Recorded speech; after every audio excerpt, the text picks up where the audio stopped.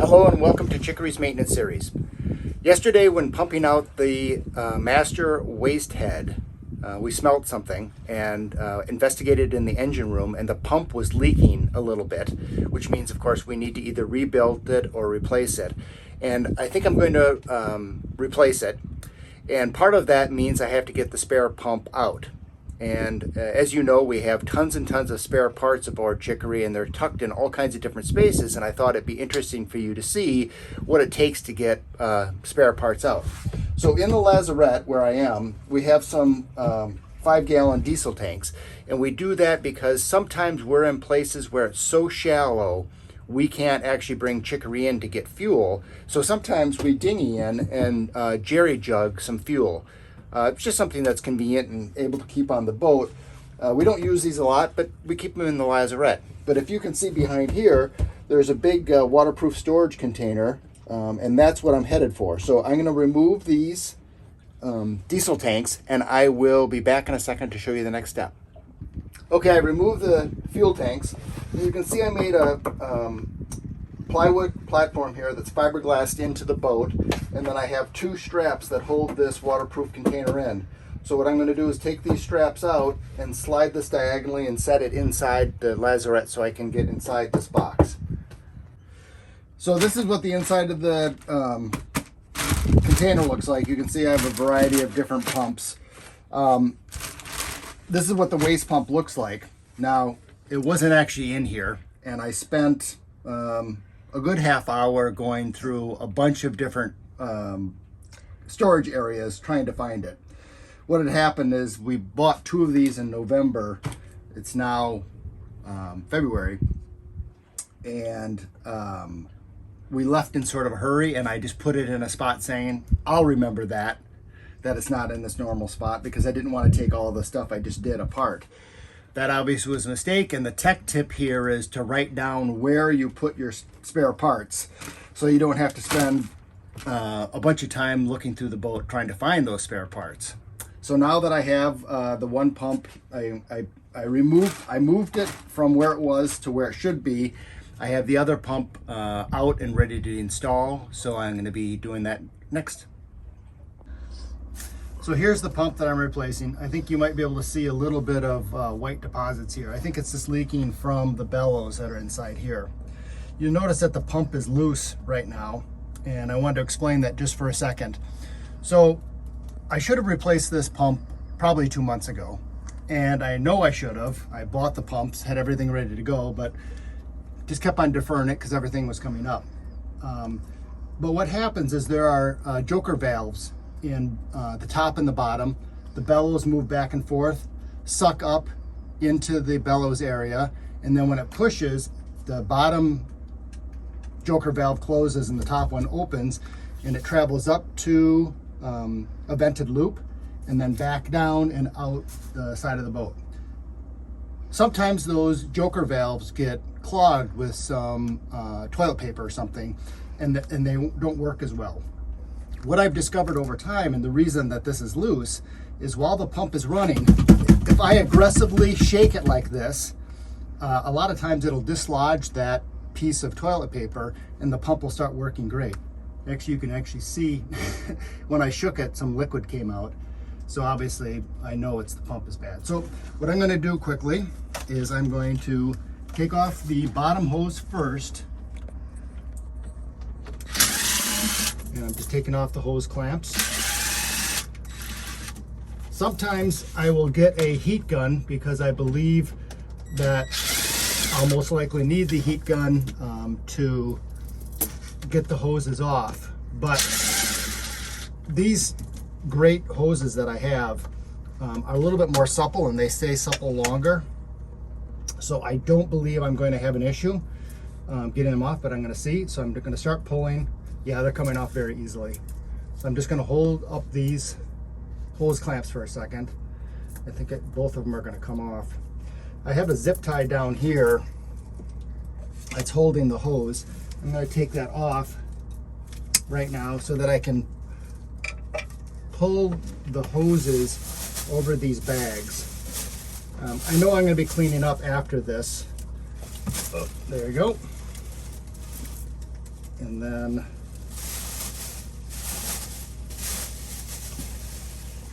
you peoples on YouTube should be happy that you don't have smell-o-vision, because this is not fantastic. I'm just cutting the electrical connections to the wire so that I can put the pump completely in the trash bag. I'm taking off the bottom hose. So the pump is loose, it's in a bag.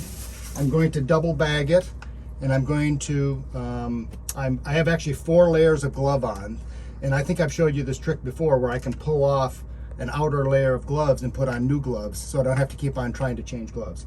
But anyway, I'm going to grab the new pump, I'm going to hook this back up, screw it to the wall, and rewire it, and I'll show you that in 1 second. The new pump has the rubber feet on it already, and so I'm just going to quick remove the screws and reuse these screws. So I'm just going to pull these out and set them aside for 1 second. And then I'm going to change the Phillips head to a 9/32, which is the size of the hose clamps.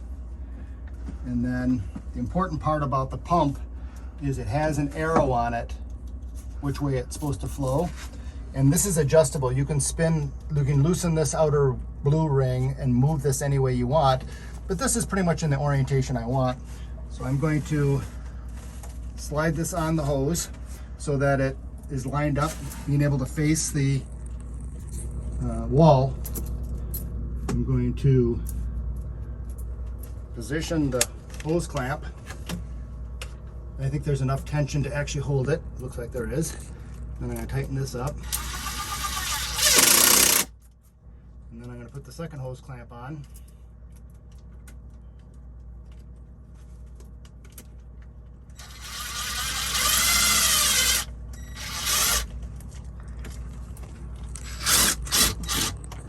I'm just adjusting it just a little bit so that it's just where I want it. That's nice and tight. That's nice and tight. Then I'm going to put the bottom hose on. And I'm going to put the next hose clamp on.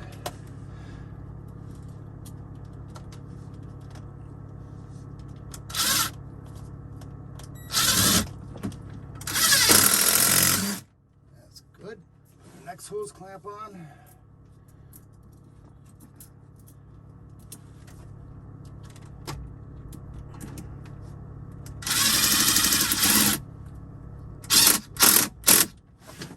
Something's going on there. Loosen that up. Nope, I might have to get a...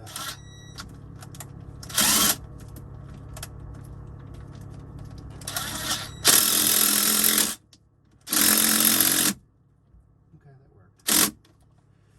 Okay, I'm going to switch back to the Phillips head. And I'm going to take one of the screws.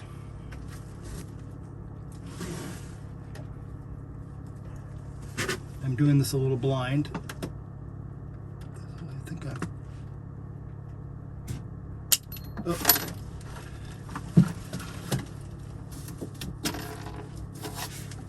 Try that one more time. Should probably just do it. There we go. Better technique.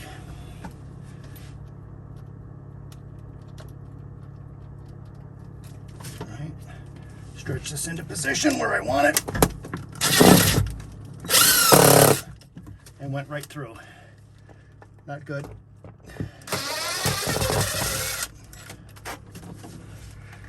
I might need to put washers on here. The screw head might not be big enough.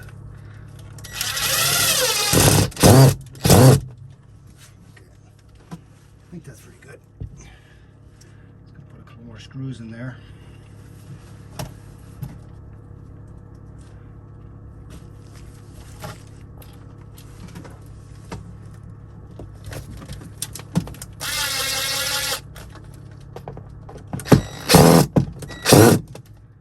That's as far as it's going to pull on that one. I'm just going to say One more screw and we're good. I might have to get an extension for this. Nope, that's good.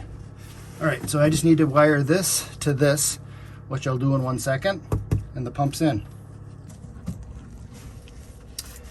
Okay, so I'm getting ready to wire. These are already stripped and color coded, as you can see. I'm just going to twist the ends a little bit because they've been tussled through the shipment process. And then I'm going to use a solderless connector, and I'm going to crimp.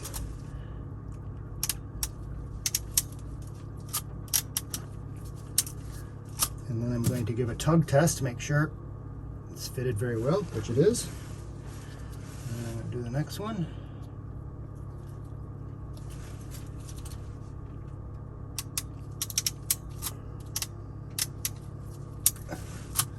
Same thing, tug test.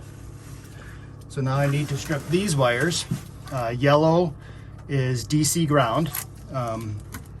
On boats it's typically black or yellow, but yellow is now the preferred color because black on a boat, if it is AC capable, black, as you know, is a hot AC wire.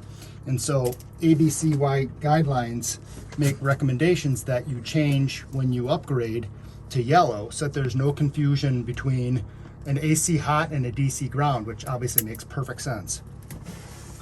So I'm just stripping those, twisting them. So orange is hot DC to red on the motor, sliding that in. And I'm holding it, making sure that it's making full contact inside of the solderless connector, crimping and then recrimping. And then I am taking my DC ground, which is yellow, to my DC ground black on the motor, sliding that in, doing the same thing again. And then holding it in the solderless connector, clamping, and then recrimping, and then testing the connections again, which they're good.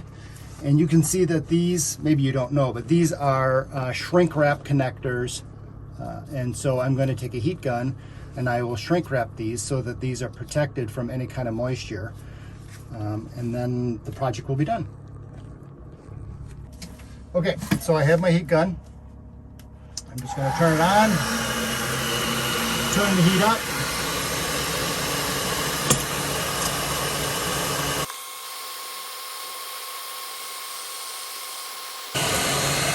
Cool it off.